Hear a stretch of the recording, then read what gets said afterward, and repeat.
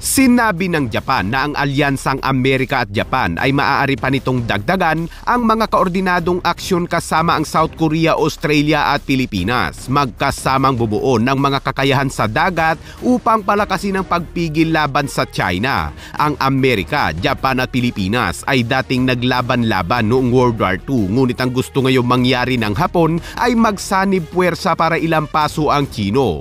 Habang lalo pang uminit ang ulo ng China matapos ipagamit ng Japan ang isla nito na malapit lamang sa Taiwan, kung saan nagdeploy ang Amerika ng puwersa nito sa nasabing isla. Kaya naman ang China ay agad na nagsumbong sa United Nations dahil umano sa mapanganib na plano ng Japan. Alamin na buong detalye mamaya. Habang pinalakas naman ng Pilipinas at Japan ang kooperasyon sa interoperability dahil sa patuloy na pagiging mapilit umano ng China at pilit na inaangkin ang mga teritoryo ng Pilipinas, habang ang Taiwan naman ay nagbigay sa Pilipinas ng donasyon na nagkakahalaga ng $500,000. Kaya't para malaman ang buong detalye ay tumutok at makinig na mabuti.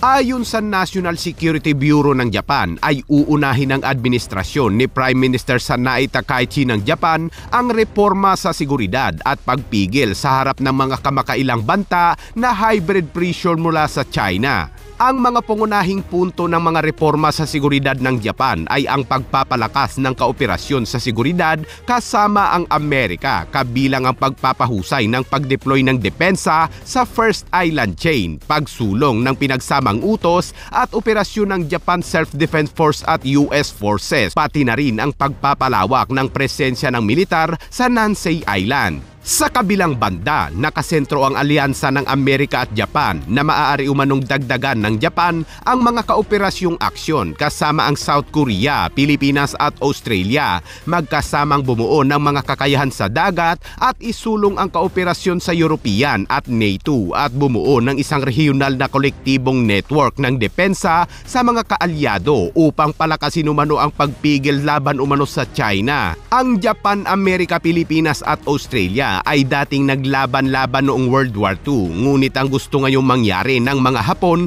ay magsanib puwersa para ilampaso umano ang Chino. Nauna nang sinabi ng matapang na Prime Minister ng Japan na kailanman ay hindi umano yuyuko ang Japan sa China at hindi nito pwedeng diktahan o pasunurin ang Japan. Dahil sa mga pahayag ng punong ministro ng Japan na si Sanae Takaichi tungkol sa mga plano nito at tungkol sa Taiwan, ang permanent representative ng China sa United Nations na si Fu Kong abay kaagad na nagsumbong na tila naghahanap ng kakampi. Sinabi nito sa UN Assembly na lubhang mali at mapanganib ang mga plano umano ng Japan. Hiniling din ito kay Gutierrez na hindi anya kwalipikado ang Japan upang maghangad ng permanenteng pwesto sa Security Council. 近期，日本首相高市早苗在国会发表涉台露骨挑衅言论，妄称台湾有事可能对日本构成存亡危机事态，台湾是中国领土不可分割的一部分，严重违背一个中国原则，对战后国际秩序的破坏，这样的国家根本没有资格要求成为安理会常任理事国。 Ayon sa National Security Bureau, ang mapamilit na pag-uugali umano ng Chinese Communist Party ay nagbibigay diin na ang Taiwan Contingency ay hindi lamang umano isang bilateral na pagtatalo sa pagitan ng Japan at China, kundi pati na rin sa kaligtasan ng rehiyon ng Indo-Pacific at katatagan sa international na kaayusan. Dagdag pa nito, sa panig ng diplomasya, ang tanggapan ng ugnayan ng Taiwan at ang Ministro ng Pambansang Depensa ng China ay nagbigay ng mga banta at pagkansila sa isang nakatakdang pagpupulong sa pagitan ng mga ministro at kultura ng Japan, South Korea at China ngayong buwan. Binalaan din ng China ang mga mamamayan nito na huwag umanong maglakbay o mag-aral sa Japan at sinuspindi ang mga palitan ng kultura at pag-angkat ng mga pagkaing dagat. Samantala, mas lalo pang nagalit ang China dahil sa tila mapupornada ang plano nito pag-atake sa Taiwan dahil bukod sa banta ng Japan na sasali sa gyera, abay ipinagamit ng Japan ang isa sa mga isla nito na Yonaguni na malapit lamang sa Taiwan. Ang Yonaguni Island ay nasa likod lamang ng Taiwan, kontrolado ito ng Japan at armado ng mga missile system. We believe its deployment will reduce the very possibility of armed attacks against our nation, and do not consider the argument that it will heighten regional tensions to be accurate. Ayon sa inilabas na pahayag ng US Naval News ay bumisita sa isla ang US Marine Corps sa Yonaguni Island ng Japan sakay ng CH-53 heavy lift helicopter. 70 miles lamang umano ang layo nito mula sa Taiwan kung saan inilipat umano ang mga supply, medical, logistic at sinuri ang mga refueling point. Ang pag-deploy ng puwersa sa isla ay opisyal itong binalangkas ng Japan at Amerika bilang pagsasanay para sa humanitarian at disaster response upang mapabilis umano ang pagtugon sa mga sakuna. Pero ayon naman sa mga Chinese military expert, ang aktibidad ay malinaw na inaayon laban umano sa China at layong pigilan ang estratehiya ng China laban sa access o aerial denial na tiyak na magpapainit umano sa ulo ni Xi Jinping. Sinabi ng China sa isa pang pahayag na ang pag-aalok umano ng Japan ng isang potensyal na outpost para sa US Marine Corps na malapit sa Taiwan ay lalo lamang umanong magpapalala sa diplomatikong hindi pagkakasundo. Abay tila kinakabahan ng mga kabayan. Japan's deployment of offensive weapons on the southwestern islands adjacent to Taiwan is a deliberate attempt to create regional tension and provoke military confrontation.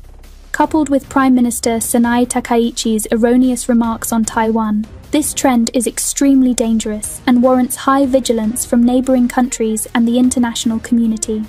Habang nagsasanib ang mga bansa tulad ng Japan, Amerika at Pilipinas at sa mga bansang nagpaabot ng suporta sa bansa, ay kapansin-pansin ding walang ibang mga bansa ang nagpapakita ng suporta sa China.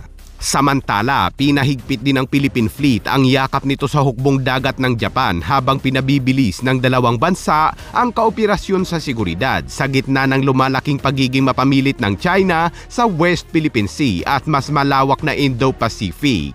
Isang pagbisita ang naganap habang sinisikap ng Pilipinas na palawakin ang mga estratehikong pakikipagsosyo nito.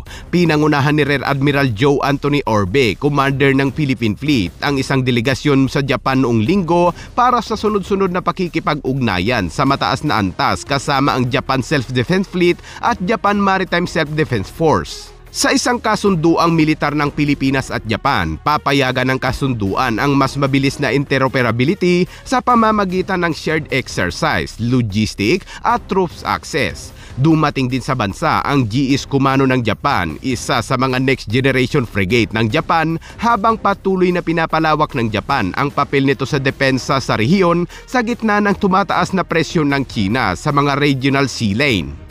At dagdag na balita mga kabayan, ang Taiwan sa pamamagitan ng Taipei Economic and Cultural Office in the Philippines o TECO ay nag-donate ng $500,000 o 29.4 million pesos upang suportahan ang mga pagsisikap sa pagbangon ng Pilipinas kasunod ng mga nakaraang bagyong tumama sa bansa. Binanggit din ng Taiwan ang katatagan ng Pilipinas at Taiwan sa panahon ng mga kalamidad. Sinabi ni Chow na sabik umano ang Taiwan na palalimin ang kooperasyon sa bansa sa humanitarian assistance at disaster relief.